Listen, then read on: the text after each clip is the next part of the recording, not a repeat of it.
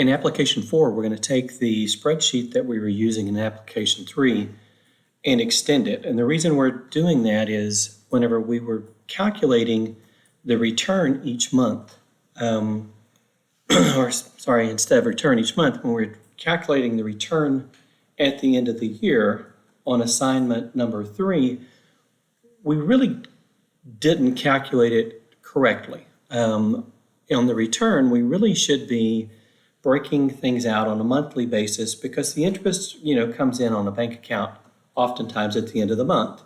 Instead, we had taken everything that the company had put in and everything that the member had put in and extended that as if the money had been in their entire year.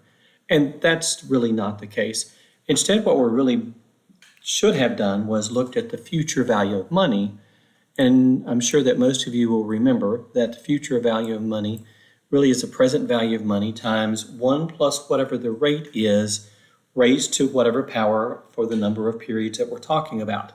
And so what we're doing in application 4 is we are going back to the example that we had from 15.2, and we're going to correct it to where we can get an actual future value of money instead of a present value. The way we're going to do that, one mistake that I did make whenever I was doing application 3, I put all of this information in the cells B1 through B7. I'm sure most of you already caught that. What I did to keep all the formulas correct, I just highlighted those numbers and drug them over. The reason for me correcting that was just so that it's in complete alignment with what the textbook is showing in example 15.3. The calculation that needs to be adjusted here, the only one that needs to be adjusted, is our annual return rate, okay? And again, this annual return rate needs to be a future value amount. Let me bring up for you what this future value looks like. There is a formula for us in Excel, and if you type in equals CFV, I'll do it on this side, equals FV, it says that future value is a function of 4 things: the rate, the number of periods, the payment, the previous balance, and type. And type is based on whether you want it to be at the end or the beginning that you're working on this. Okay, equals FB, our rate is the 6%, but remember we're doing this as a month, okay? So we're going to divide by 12. Next, it says, what are the number of periods? Well, we just mentioned it. There are 12 periods. The payment that we're looking at, the way that Excel is set up, we need to put this in as a negative value, okay? So it's going to be each month we are going to put in whatever the contribution is plus the company match, and we're going to divide that by 12. Okay. The previous balance, in our case, this is the very first month that we're doing it, that's a 0, right? That was the previous balance. And then the last one is the type. Is it the end of the period or is it the beginning of the period? All right. We are using this as the end of the period.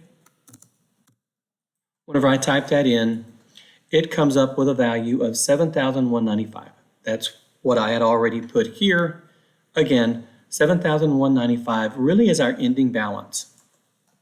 Okay, so our spreadsheet, the way we set up our model really was that we want the return that is separate. So we're going to take this formula and subtract out the principal to get to this formula here. All right, I'm going to put the formula up here for you now. This is slightly different than what the textbook has, okay? So please take a look at this. Again, slightly different than what the textbook has. Look at it, make sure you get that correct. Then in the next month, we really do have balances that we're bringing forward. So in the next month, when we bring balances forward in the future value function, Everything is the same up until we get to what was the previous balance, which is the G12. And then to get everything subtracted out correctly to where we just get the return, we need to subtract out C13, D13, and G12. All right?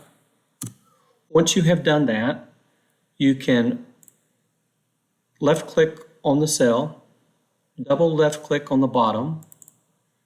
This should show you that through year 10, that instead of what we had before, which I think was closer to $110,000, we really are only going to have $108,000 that comes from this because we are compounding on a monthly basis and calculating things correctly.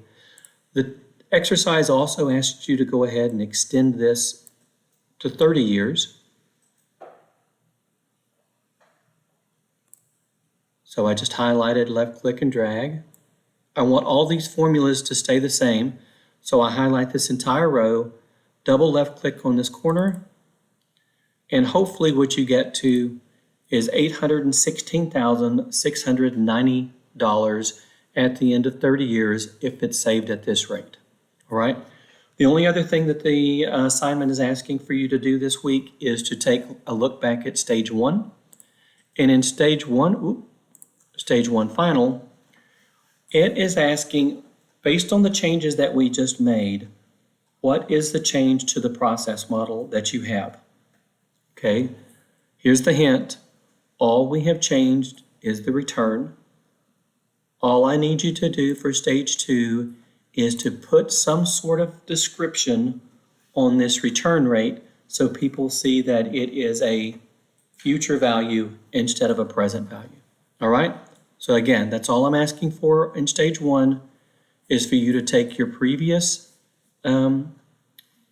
model, if you got the model correct, and I've already graded things so that you know if you have it or not, and then go back through and for return, put some sort of descriptor to show that this is no longer just a regular return, but that it is a future value return. All right, good luck. Let me know if you have questions.